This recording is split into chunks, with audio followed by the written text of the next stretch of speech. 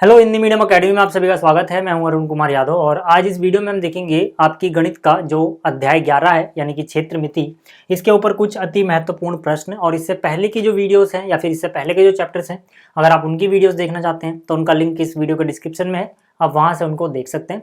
चलिए शुरुआत करते हैं पहले प्रश्न से। ठीक है, ये पूरा चैप्टर भी मैं आपको कवर करा चुका हूँ, तो अगर आपको इस चैप्टर में भी कोई दिक्कत है तो इसका भी प्लेलिस्ट आपको इस वीडियो के डिस्क्रिप्शन में मिल जाएगा। देखो यहाँ पे क्या बोला गया है, निम्नलिखित समलंबों का क्षेत्रफल ज्ञात कीजिए। मतलब अपने पास देखो एक समलंब चतुर्भुज यहाँ पर है, एक यहाँ पर है, इन दोनों का ही हमें क्या ज्ञात करना है, क्षेत्रफल ज्ञात करना है। तो इससे पहले कि मैं आगे बढ़ूं, मैं आपको बता दूं कि हमने क्या फॉर्मूला पढ़ा हुआ है इसका क्षेत्रफल का। देखो जो ये समलंब चतुर्भुज है, जो इसकी समांतर भुजाएं हैं, उनमें से एक को मैं अगर ए बोलूं और दूसरी भुजा को बी बोलूं, जो समांतर है, ठीक है, और जो समांतर भुजाओं के बीच की दूरी है, लंबवत दूरी, इसको अगर मैं h बोलूं, ठीक है, जिसे हम इसकी ऊंचाई भी बोलते हैं, तो समलंब का जो क्षेत्रफल आता है अपने पास, समलंब का क्षेत्रफल, इसका फॉर्मूला होता है 1/2 जो समांतर भुजाएं हैं उनका योग करो और गुणा में क्या, ऊंचाई। ठीक है, तो ये है समलंब के क्षेत्रफल का फॉर्मूला जो कि आपको पता होना चाहिए। ठीक है, चलिए अब देखो, अब जो अपना सवाल है उसकी बात करते हैं। ठीक है, ये तो कुछ बेसिक बात हो गई। अपना जो सवाल है, ठीक है, इसका फर्स्ट पार्ट कर रहा हूं मैं। इसमें देखो अगर आप, तो ये वाला जो भुजा है वो इसके समांतर है, मतलब इनमें से एक को हम ए बोल देंगे किसी को भी और दूसरे वाले को बी बोल देंगे। तो यहां से मान लेते हैं ऊपर वाला ए है तो ए हो गया 7 सेंटीमीटर और ये बी है तो बी हो गया 9 सेंटीमीटर। ठीक है, इतना। और इनके बीच की जो लंबवत दूरी है वो हमें 3 सेंटीमीटर बताई गई है, मतलब यहाँ पर h जो हो गया वो हो गया 3 सेंटीमीटर। ठीक, समलंब का जो क्षेत्रफल है ये अपने को दिया हुआ है, ठीक है ना। क्षेत्रफल देखो यहाँ पर, तो समलंब का जो क्षेत्रफल होगा वो कितना हो जाएगा, देखो 1/2, यहाँ पे क्या लिखेंगे, जो समांतर भुजाएं हैं उनका योग यानी ए और बी, और गुणा में क्या, हाइट यानी कि h।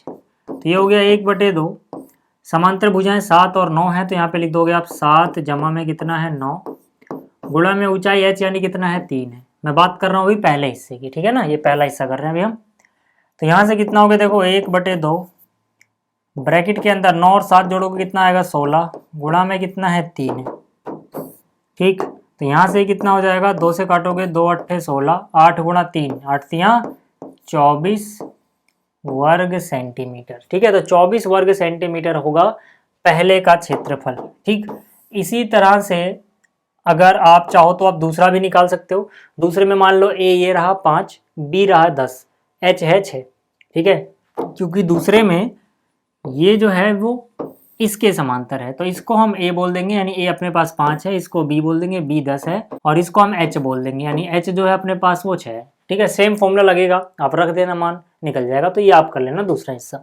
चलिए अगला प्रश्न देखते हैं। अगला जो प्रश्न है इसमें बोला गया अपने पास आकृति है 11.11, आप यहाँ पे देख सकते हो। इसमें चतुर्भुज पी क्यू आर एस का क्षेत्रफल ज्ञात करना है। किसका क्षेत्रफल ज्ञात करना है, पी क्यू आर एस, ये जो चतुर्भुज है इसका क्षेत्रफल अपने को ज्ञात करना है। तो इसको हम कैसे करेंगे, देखो मैंने लिखा चतुर्भुज पी क्यू आर एस का क्षेत्रफल, इसका जो क्षेत्रफल होगा वो किसके बराबर होगा। देखो डायरेक्ट तो हम इसका नहीं निकाल सकते क्षेत्रफल, लेकिन हम क्या करें, अब हम अगर यहाँ पर दो त्रिभुजों में बांट दे इसके क्षेत्रफल को, यानी कि त्रिभुज क्यू आर एस ये वाला, और इसके क्षेत्रफल में हम जोड़ दे त्रिभुज क्यू एस पी, यानी कि ये वाला, मतलब ऊपर वाला और नीचे वाला दोनों त्रिभुज का क्षेत्रफल जोड़ दो, पूरे चतुर्भुज का क्षेत्रफल मिल जाएगा। ठीक है, तो मैंने यहाँ पे लिखा इसका क्षेत्रफल बराबर होगा क्षेत्रफल किस किस का, त्रिभुज क्यू आर एस का प्लस में क्यू पी एस बोल दो, चाहे आप क्यू एस पी बोलो, ठीक है ना, तो क्यू पी एस बोल दिया। फिर से समझ लो, अगर हम दोनों त्रिभुज के क्षेत्रफल को जोड़े तो हमें कुल क्षेत्रफल मिल जाएगा, मतलब चतुर्भुज का। ठीक है, अब आप एक बात याद रखना, अगर अपने पास कोई त्रिभुज हो और इसके किसी शीर्ष से सामने वाली भुजा पे लंब डाल दें तो उसको हम क्या बोलेंगे, एच, और जिस भुजा पे लंब डाला है उसको हम बोलेंगे बी। तो इस त्रिभुज का जो क्षेत्रफल होगा वो हो जाता है 1/2 बी गुणा एच। समझ में आ गई बात। तो यहाँ पर अगर हम अपने क्वेश्चन में देखें तो अगर मैं बात करूँ अभी ऊपर वाले त्रिभुज की, तो यहाँ पर देखो, ठीक है, ये रहा लंब सामने वाले के शीर्ष से डाला गया है और ये रहा आधार यानी कि बी। तो इस केस में ये लंब हो गया यानी कि एच और ये हो गया बी। ठीक, अब यहाँ पर क्योंकि यहाँ भी एच आएगा तो इसके पहचान के लिए मैं H1 बोल देता हूँ। ठीक है, और यहाँ पे नीचे वाले त्रिभुज के लिए इसे मैं H2 बोल देता हूँ। ठीक है, तो अपने पास देखो H1 पता है कितना, 2.5 सेंटीमीटर। H2 पता है कितना, 1.5 सेंटीमीटर। और B तो दोनों में कॉमन है तो B बोल दिया। ठीक है, B ये पूरा कितना है, ठीक है आप देख लो यहाँ पे B पूरा कितना है, यहाँ से लेकर यहाँ तक 5.5। ठीक है ना, ये हो गया B। तो B हो गया 5.5 सेंटीमीटर। तो अब देखो त्रिभुज का क्षेत्रफल मैंने अभी आपको क्या समझाया, 1/2 B गुणा में H। इसका भी क्या हो जाएगा, 1/2 B गुणा H। लेकिन जो त्रिभुज QRS है इसकी ऊंचाई को H1 बोल दिया ताकि पहचान रहे, और जो ये है इसकी ऊंचाई को H2 बोला है। ठीक है, जो जो कॉमन है कॉमन ले लो। देखो 1/2 दोनों में है, B यहाँ पर भी है, B यहाँ पे भी, B कॉमन ले लो। यहाँ पे बच गया H1 प्लस में यहाँ बच गया H2। ठीक है, मान रख दो सबका 1/2। B का मान कितना है 5.5, तो गुणा में आ गया 5.5। H1 का मान कितना है 2.5, तो यहाँ लिख दिया 2.5 प्लस में कितना है H2 यानी कि 1.5। ठीक, तो यहाँ से आ गया 1/2 गुणा में 5.5। ठीक है, इन दोनों को जोड़ोगे तो 4 आ जाएगा, 4.0। ठीक है, 2.5 और 1.5 कितना हो गया 4। तो 2 से काट दिया, 2 दूनी 4, 55 दूनी कितना होगा 110, लेकिन एक के बाद दशमलव यानी कि 11.0 वर्ग मीटर। ठीक है, लेफ्ट में क्या चल रहा है, चतुर्भुज का क्षेत्रफल है ना, यानी कि चतुर्भुज का क्षेत्रफल 11.0 वर्ग मीटर है। तो ये भी हो गया। अब देखते हैं अगला प्रश्न क्या है। अब देखो जो अगला प्रश्न है इसमें बोला गया है समलंब के आकार के खेत का क्षेत्रफल है 480 वर्ग मीटर। ठीक, दो समांतर भुजाओं के बीच की दूरी है 15 मीटर और उनमें से एक समांतर भुजा की लंबाई है 20 मीटर, तो हमें दूसरी की पता लगानी है। ठीक है, कहानी में समलंब के आकार का कोई खेत है, तो एक रफ डायग्राम आप चाहो तो बना लो, ज़्यादा अच्छे समझ में आएगा। मान लो ये समलंब के आकार का कोई खेत है। ठीक है, चलो अगर आप चाहो तो नाम भी दे सकते हो, मान लो मैंने इसको नाम दे दिया ABCD। अब इसका क्षेत्रफल हमें बताया गया है 480 वर्ग मीटर, और जो दो समांतर भुजाएं हैं उनके बीच की दूरी, समांतर भुजाओं के बीच की दूरी यानी लंबवत दूरी होती है जिसको हम H बोलते हैं। ठीक है, H अपने को बताया गया है, कितना है H, 15 मीटर है। ठीक है, जो समांतर भुजाएं हैं उनमें से एक को A बोल देते हैं, दूसरी को चलो B बोल देते हैं। ठीक है ना, किसी को भी A किसी को भी B। अब उनमें से जो समांतर भुजाएं हैं उनमें से एक की लंबाई हमें पता है 20 मीटर, चलो मान लेते हैं A हो गई 20 मीटर, तो हमें दूसरी वाली निकालनी है, यानी B हमें निकालना है।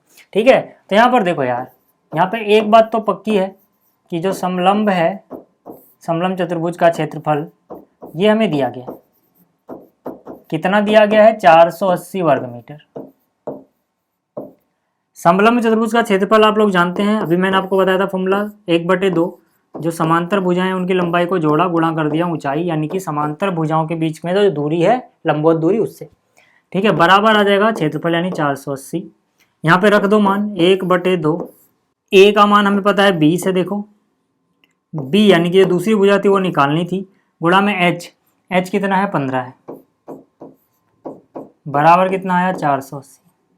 ठीक है, देखो यार इस ब्रैकेट को यहीं पे रहने दो, यानी कि 20 जमा में B, बाकी सब तो उधर से शिफ्ट कर दो। ठीक है, देखो नीचे 2 है तो ये चला जाएगा 2 ऊपर, और ये ऊपर 15 है तो आ जाएगा नीचे।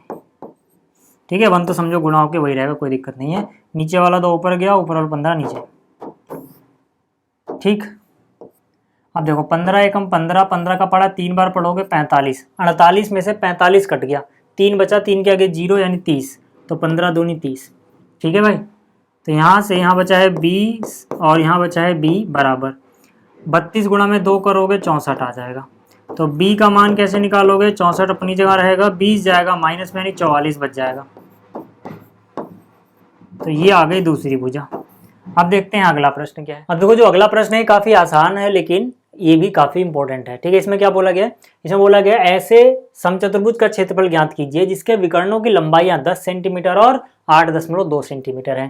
ठीक है, आप याद रखना कि भाई जो समचतुर्भुज होता है इसका क्या मतलब है? ऐसा चतुर्भुज जिसकी चारों भुजाएं बराबर हो। ठीक है, अब यहाँ पे हमें इसके विकर्ण दिए गए। मान लो कि अगर अपने पास ABCD ये समचतुर्भुज है तो इसके विकर्ण दिए गए हैं, ये वाला विकर्ण और ये वाला विकर्ण। ठीक है, पहले विकर्ण को अगर मैं D1 बोलूं, दूसरे विकर्ण को मैं स्मॉल d2 बोलूं, तो आपको एक बात याद रखनी है कि जो समचतुर्भुज का निशान बना दो, शॉर्टकट है इसको लिखने की। समचतुर्भुज का जो क्षेत्रफल होता है, याद करो जो मैंने आपको चैप्टर पढ़ाया था, तो मैंने कहा था ये होता है 1/2 गुणा में विकर्णों का गुणनफल। विकर्ण कौन कौन है? विकर्ण है इसके D1 और D2, यानी दोनों विकर्णों को गुणा करो और आधा कर दो तो क्या मिल जाएगा? समचतुर्भुज का क्षेत्रफल मिल जाएगा। और यहाँ पे दोनों विकर्णों की लंबाइयां अपने को पता है। पहला विकर्ण जो है जिसे मैंने D1 बोला है वो है 10 सेंटीमीटर, और यार इसी तरह से जो दूसरा विकर्ण है वो कितना है? 8.2 सेंटीमीटर। ठीक है, मान रखो और हो जाएगा। मतलब सवाल कोई बहुत बड़ा नहीं है लेकिन बहुत सारे लोगों को ये फॉर्मूला नहीं पता होता है। ठीक है, क्योंकि हम ज़्यादा इस पर यूज नहीं करते, ज़्यादा इस पर काम नहीं करते, तो ये दिमाग से बहुत बार निकल जाता है। तो इसको याद रखना, समचतुर्भुज का क्षेत्रफल 1/2 गुणा में विकर्णों का गुणनफल। तो यहाँ से कितना हो जाएगा? 1/2 गुणा, पहला विकर्ण कितना है? 10 सेंटीमीटर, दूसरा कितना है? 8.2। ठीक है, पहली बात देखो, दशमलव हटाओगे तो नीचे 1 लग जाएगा, फिर 0, तो 10 से तो 10 कट गया। यहाँ बचा 82, 2 से भाग दोगे उसे तो 2 चौक 8, 2 एकम 2 यानी 41, तो 41 वर्ग सेंटीमीटर हो गया इसका क्षेत्रफल। ठीक है, तो ये भी हो गया। अब देखते हैं अगला प्रश्न क्या है। अब देखो जो अगला प्रश्न है ये भी समचतुर्भुज के ऊपर ही है। इसमें बोला गया एक समचतुर्भुज का क्षेत्रफल 240 वर्ग सेंटीमीटर है और विकर्णों में से एक की लंबाई है 16। हमें दूसरे विकर्ण की लंबाई ज्ञात करनी है। तो फिर से यार देखो, यहाँ पर अगर अपने पास कोई समचतुर्भुज होता तो एक विकर्ण को हम क्या बोल देते? D1, दूसरे विकर्ण को क्या बोल देते? D2। तो यहाँ पे कोई एक विकर्ण हमें बताया गया है कि उसकी लंबाई है 16 सेंटीमीटर, दूसरा जो विकर्ण है उसकी लंबाई हमें बतानी है, और साथ ही साथ हमें समचतुर्भुज का क्षेत्रफल पता है कितना है? 240 वर्ग सेंटीमीटर। तो यार अब देखो, समचतुर्भुज का क्षेत्रफल जो भी होता है वो इसके नीचे लिख दो फॉर्मूला। ये होता है 1/2 गुणा में पहला विकर्ण गुणा में दूसरा विकर्ण, बराबर कितना है? 240। ठीक है, तो ये हो जाएगा 1/2, पहला विकर्ण कितना है? 16, दूसरा कितना है हमें क्या पता, तो D2 ही लिखेंगे, बराबर है 240। 2 से काटोगे 8 बार जाएगा, तो D2 का मान कितना हो जाएगा? 240, ये 8 जाएगा नीचे, 8 एकम 8, 8 तियाँ 24, 1 0 1 0 लगा दो, यानी जो दूसरा विकर्ण उसकी लंबाई हो गई 30 सेंटीमीटर। ठीक है भाई, हो गया। अब देखते हैं अगला प्रश्न क्या है। अब देखो जो अगला प्रश्न है इसमें बोला गया एक ऐसे बेलन की ऊंचाई ज्ञात कीजिए जिसका आयतन 1.54 घन सेंटीमीटर हो और जिसके आधार का व्यास 140 सेंटीमीटर हो। ठीक है, याद रहे आपको कि भाई बेलन जो होता है वो कुछ इस तरह से दिखता है। लंब वृत्तीय बेलन की बात की जाती है हमेशा, ठीक है ना, ऐसे क्वेश्चन में। तो यहाँ पे जो बेलन का आयतन है वो अपने को बताया गया है। बेलन का आयतन जो है ये अपने को पता है कितना है? 1.54 घन मीटर। ठीक, और इसका व्यास जो है ये है 140 सेंटीमीटर। तो जाहिर सी बात है अगर मैं इसकी त्रिज्या को R बोल दूं, ठीक है, तो यहाँ से हमें त्रिज्या कितनी मिल जाएगी? 70 सेंटीमीटर। अब 70 सेंटीमीटर मतलब क्या? 100 से भाग दोगे तो मीटर में बदल जाएगा, यानी कि 0.7 मीटर।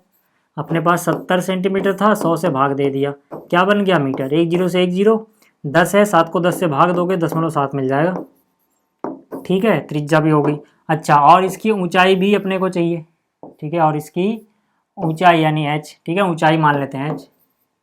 इसकी ऊंचाई कितनी हो गई? h मीटर मान लो। सब कुछ मीटर में होना चाहिए क्योंकि ये क्या है? घन मीटर है। ठीक, तो यार देखो बेलन का आयतन का फॉर्मूला यहाँ पे आपको पता होना चाहिए, नहीं तो आप ये कर ही नहीं पाओगे।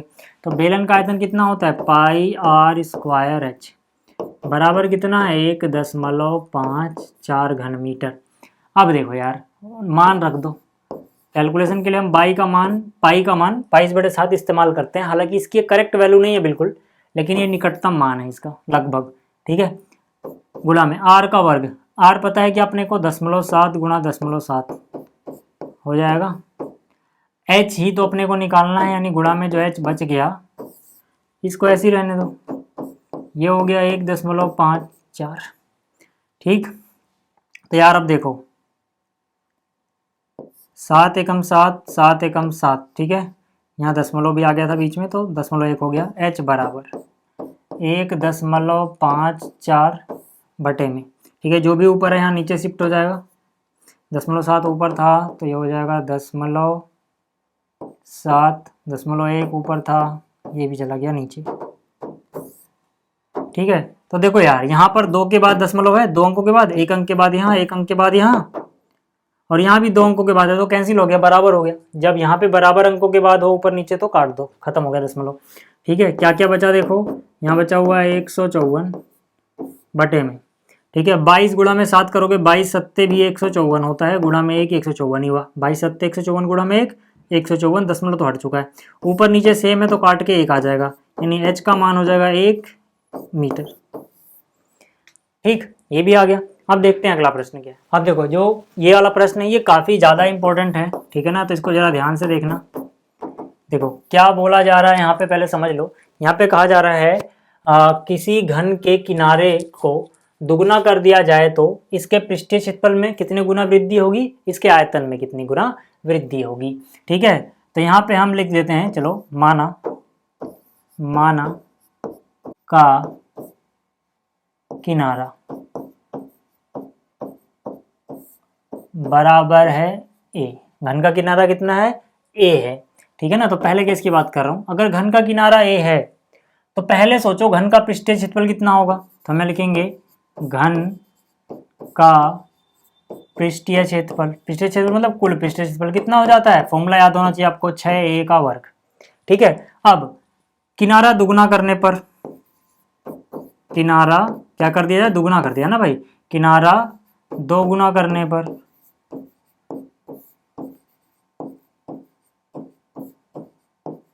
ठीक है, नया किनारा।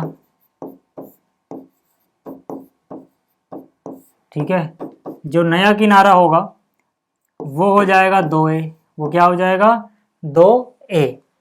तो यहाँ पे नया पृष्ठीय क्षेत्रफल कितना हो जाएगा, नया पृष्ठीय क्षेत्रफल बराबर क्या होता है, 6 गुणा में किनारे का वर्ग। पहले किनारा a था तो हमने a का वर्ग किया, अब किनारा 2a हो चुका है भाई साहब। किसका वर्ग करेंगे, 2a का। इसको याद रखना जरा।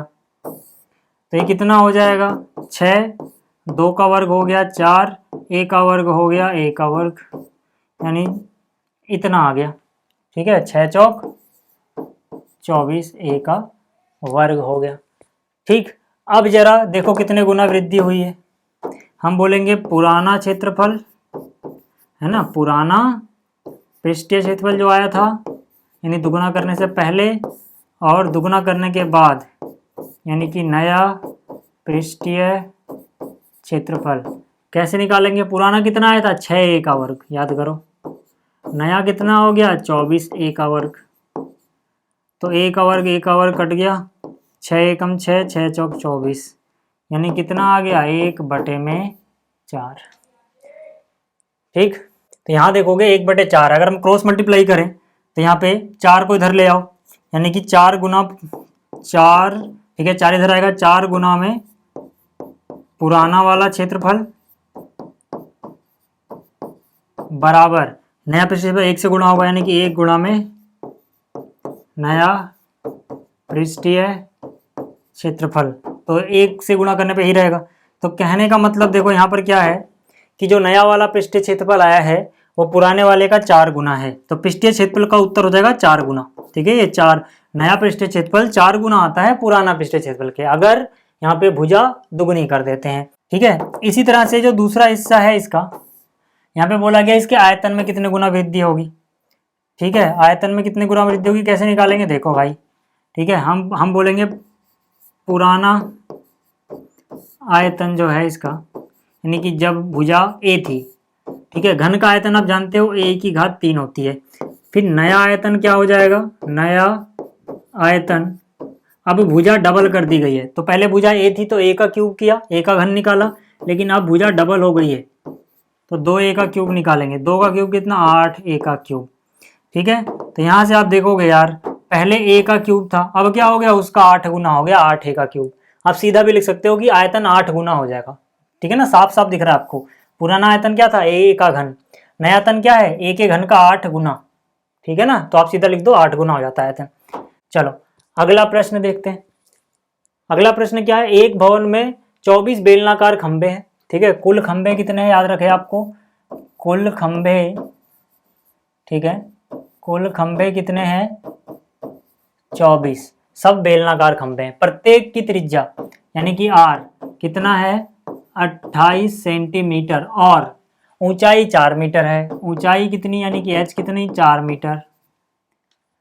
ठीक है, 8 रुपए प्रति वर्ग मीटर की दर से सभी खंभों के वक्र पृष्ठीय क्षेत्रफल पर पेंट कराने का व्यय ज्ञात कीजिए। यानी पेंट कराने की जो दर है वो क्या है, 8 रुपए प्रति वर्ग मीटर, यानी सब कुछ मीटर में होना चाहिए। ये तो मीटर में है, ठीक है, ये भी मीटर में, यहाँ पे सेंटीमीटर है, तो त्रिज्या क्या हो जाएगी, 100 से भाग दे दो यार, यानी कि 28 मीटर। ठीक है ना, सेंटीमीटर थी, 2 अंक के बाद यानी 100 से डिवाइड कर दिया तो क्या बन गया, मीटर बन गया। अब यार यहाँ पे आ जाओ, सबसे पहले हम क्या करेंगे, सबका वक्र क्षेत्रफल कितना होगा, हम लिखेंगे 24 खंभों, 24 खंभों का कौन सा क्षेत्रफल निकालना है, वक्र पृष्ठीय क्षेत्रफल, वक्र पृष्ठीय क्षेत्रफल। अच्छा, वक्र पृष्ठीय क्षेत्रफल खंभों का है, खंभे कैसे होते हैं, बेलन के आकार के, तो बेलन का पृष्ठीय क्षेत्रफल होता है 2 पाई RH, एक बेलन का होता है ये। ऐसे ऐसे कितने खंभे हैं, ऐसे ऐसे 24 खंभे हैं, तो 24 के लिए हम क्या करेंगे, इसका 24 गुना निकाल लेंगे भाई। तो 24 गुना में 2 कितना हो गया, 48 हो गया। ठीक है, तो 24 गुना 2 कितना हुआ, 48 हो गया। ठीक है, 24 गुना 2 48, गुणा में पाई का मान 22/7, आर का मान 0.28, गुणा में ऊंचाई कितनी, 4 है। ठीक, तो यहाँ से 7 एकम 7, 7 चौक 28, यानी कि 0.0 लगाना पड़ेगा, दशमलव के बाद एक अंक पे नहीं आ रहा, 2 अंक मिलाना पड़ रहा है, 7 चौक 28। ठीक है, कितना बच जाएगा देखो, 4 गुणा में 4 16 हो गया, 16 को पहले इधर गुणा कर लेते हैं, 4 गुणा 4 16, 16 गुणा में 8, ठीक है, 16 8 128 होता है, आपको पढ़ा आता है, कितना बच गया, हासिल 12 है ना, 16 8 128 होगा, हासिल चला गया 12। फिर 16 चौक के 64, 64 और 12 जोड़ोगे तो कितना हो जाएगा, 76। यहाँ 2 के बाद दशमलव भी है, लगा दो। अच्छा, ये वाला 22 बचा हुआ है, यहाँ लिख दो। ठीक, तो यहाँ से देखो क्या हुआ, 22 गुणा में 8 करोगे, 22 8 कितना होता है, 176, कितना होता है, 176 का 6 लिखा, 17 आ गया हासिल में। फिर 22 छक्का 132, और 132 में जो 17 हासिल गया था वो जोड़ोगे तो 149 का 9 हासिल गया 14, क्योंकि 149 ऐसे होता, हासिल क्या जाएगा 14। फिर 22 सत्ते 154, 154 में जो 14 जोड़ोगे 168, 2 के बाद दशमलव है, यहाँ लगा दो। इतने वर्ग मीटर है 24 खंभों का क्षेत्रफल। हमसे पूछा गया था कुल व्यय बता दो भाई, कुल खर्चा कितना आएगा पेंट कराने का। देखो यार, कितने पे पेंट कराना है, 16.168.96 वर्ग मीटर पे कराना है। 1 वर्ग मीटर की दर कितनी है, मतलब 1 वर्ग मीटर पे कितने रुपए लगते हैं, 8 रुपए, तो इतने रुपए टोटल लग जाएंगे भाई, इतने पे पेंट कराना है। 1 वर्ग मीटर का खर्चा 8 रुपए है, तो 8 से गुणा कर दो यार इसको। तो 8 से अगर हम गुणा करें तो 8 गुणा में 6 करोगे, 8 से 48 का 8 हासिल गया 4, 8 नी 72 और 4 76 का 6 हासिल गया 7, 8 28 64 और 7 जोड़ोगे 71 का 1 हासिल गया 7, 8 से 48 और 7 55 का 5 हासिल गया 5, 8 एकम 8 और 5 13, 2 के बाद दशमलव लगा दो, यानी 1351 रुपये 68 पैसे। दशमलव में लिखो तो ऐसे ही रुपये, ठीक है, इतने लगेंगे भाई। चलिए ये भी हो गया, अब अगला देखते हैं। अब देखो जो अगला प्रश्न इसमें बोला गया है, ऐसे बेलन की ऊंचाई याद कीजिए जिसकी त्रिज्या 7 सेंटीमीटर हो और कुल पृष्ठीय क्षेत्रफल 968। ठीक है, तो देखो त्रिज्या जो है ये अपने को बताया गया है 7 सेंटीमीटर, बेलन की ऊंचाई अपने को ज्ञात करनी है, प्रश्न चिन्ह लगा दिया, और कुल पृष्ठीय क्षेत्रफल हमें बताया गया। ठीक है ना, बेलन का कुल पृष्ठीय क्षेत्रफल अपने को पता है,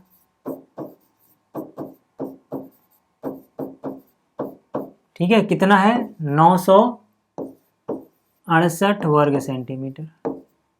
अब देखो बेलन का कुल पृष्ठीय क्षेत्रफल कितना होता है 2 पाई r ब्रैकेट के अंदर r प्लस h, कितना है ये 968 वर्ग सेंटीमीटर। तो हो गया 2 पाई का मान हो गया 22/7, r का मान हो गया 7, फिर ब्रैकेट में r है तो r की जगह 7 लिखोगे, प्लस में h है, h ही निकालना है, बराबर है 968 वर्ग सेंटीमीटर। ठीक है भाई, 7 से 7 कट गया, तो ब्रैकेट में जो भी है अभी यहीं रहने दो, बराबर जो यहाँ ऊपर है वो डिवाइड में ले जाओ, यानी यहाँ पे क्या आ जाएगा 2 गुणा में 22, ठीक है, 2 से काटें तो 2 चौक 8, फिर 1 और 6 16, 2 अट्ठे 16 और 2 चौक 8, ठीक है। 22 से कटेगा क्या, बिल्कुल हाँ, 22 से कम 22, 22 का पढ़ा 2 बार पढ़ोगे 44, 4 और 4 फिर से 22 दूनी 44, यानी कि h बराबर कितना हो गया, काट के बचा 22, ठीक है, ये ज़्यादा ऊपर चला गया, आप चाहो तो थोड़ा नीचे लिख लो, ठीक है। अब देखो h बराबर है, वहाँ कितना बचा हुआ है 22, 7 जो प्लस में इधर माइनस में जाएगा, कितना बचेगा 15। इकाई क्या चल रही थी, इकाई चल रही थी सेंटीमीटर, ठीक है, तो ये हो गया 15 सेंटीमीटर। अब देखो जो अगला प्रश्न है, यानी कि उदाहरण 9 आपके एनसीईआरटी का, ये भी काफ़ी इंपॉर्टेंट है। इसमें बोला गया एक घनाभाकार गोदाम जिसकी माप 60 मीटर गुणा 40 मीटर गुणा 30 मीटर है, इसके अंदर कितने घनाभाकार डिब्बे रखे जा सकते हैं यदि एक डिब्बे का आयतन इतना है, ठीक है। तो हमें क्या ज्ञात करना है, घनाभाकार गोदाम में कितने डिब्बे रखे जाएंगे जिनका ये आयतन है, गोदाम की माप ये रही, तो हम बोलेंगे कुल डब्बों की संख्या, कुल डब्बों की संख्या जो होगी ये कैसे निकलेंगे भाई, कितनी जगह है टोटल, यानी कि यहाँ पे निकलेगा गोदाम का आयतन, क्योंकि गोदाम में ही तो रख रहे हैं हम डब्बे, गोदाम का आयतन डिवाइड बाई एक डब्बा कितनी जगह लेगा, यानी कि एक डब्बे का आयतन, एक डब्बे का आयतन। तो देखो यार घनाभ का आयतन क्या होता है, हमें पता है लंबाई गुणा चौड़ाई गुणा ऊंचाई, यानी सीधा सीधा जो दिया वो लिख दो, 60 गुणा में 40 गुणा में 30 घन मीटर हो गया, और एक डब्बा कितनी जगह घेरता है 0.8 मीटर घन मीटर, ये लिख दो, घन मीटर से घन मीटर गया, ठीक है। अब यहाँ से देखो यार दशमलव हटाओगे तो ऊपर एक जीरो और बढ़ा दो कहीं, ठीक है, 8 एकम 8, 8 का पढ़ा 5 बार पढ़ा 40 हो गया, फिर यहाँ देखो 6 गुणा में 5 30, 30 गुणा में 3 हो गया 90, एक जीरो और 2 जीरो यानी 3 जीरो और लगा दो, 90,000 डब्बे रखे जा सकते हैं, ये हो गया इसका उत्तर। तो इस वीडियो में इतना ही, जल्दी मिलेंगे अगले वीडियो में। इस वीडियो को देखने के लिए धन्यवाद।